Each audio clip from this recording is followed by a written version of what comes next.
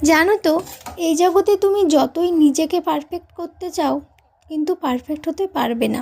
আবার তুমি যদি কোনো পারফেক্ট মানুষকে খোঁজো তবুও তুমি খুঁজে পাবে না। কারণ এই জগৎটাই কিন্তু এমনভাবে তৈরি যে তুমি পারফেক্ট কিছুই পাবে না এখানে, সে যেই হোক না কেন, এটা এখানকারই নিয়ম। দেখবে কেউ গান করতে ভালোবাসে, তো কেউ নাচ ভালো পারে, তো কেউ আঁকা ভালো পারে, তো কেউ সব কিছু ভালো পারে, কিন্তু সে নিজে হয়তো কোথাও গিয়ে কোমা।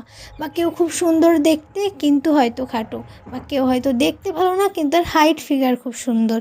কারোর কণ্ঠস্বর সুন্দর, কারোর এটা সুন্দর ওটা সুন্দর, এভরিথিং। যে একটা মানুষ একদম পারফেক্ট এটা কিন্তু বলা যায় না।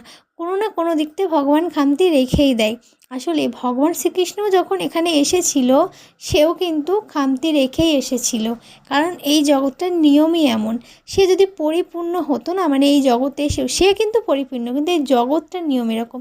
দেখো, তাকে আমরা শ্যাম বর্ণ বলি বা তাকে আমরা কৃষ্ণ বর্ণ বলি, কালো বলি। কেন বলি? তাহলে তো সে একদম পারফেক্ট সুন্দর হতে পারতো না। কিন্তু না, সে সুন্দর। সে কোথা থেকে সুন্দর জানো? ভক্তদের চোখ থেকে সুন্দর। সেটা তো একটা পার্ট অবশ্যই। তবু আমি এটাই বলবো, এই জগতে পারফেক্ট বেশি খুঁজতে যেও না। যতটুকু আছো তার থেকে বেটার কিছু করার চেষ্টা করো। যদি না হয় কখনো হতাশা হয়েও না। আর সবসময় ভালো থাকার একটাই ওষুধ হচ্ছে নিজের অবস্থানের থেকে নিচের দিকে তাকানো।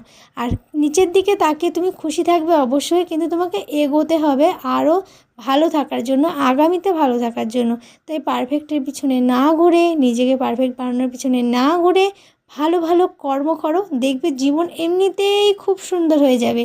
তখন আর পারফেক্ট বলে কিছু লাগবে না, এমনিতেই মসৃণ হয়ে যাবে জীবনটা।